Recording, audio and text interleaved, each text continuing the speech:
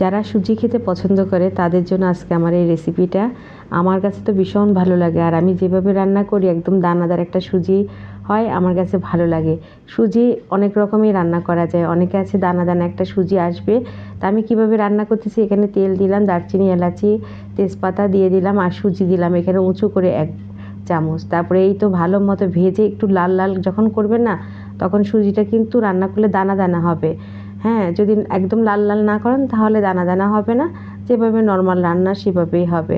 তো এই তো এখানে আমি দুধ দিয়ে দিয়েছি, আর এখন পানি দিলাম, আর চিনি, এখানে একটু লবণ দিয়ে দিলাম আমি সামান্য পরিমাণ, আমরা মিষ্টিতে লবণ খেতে পছন্দ করি।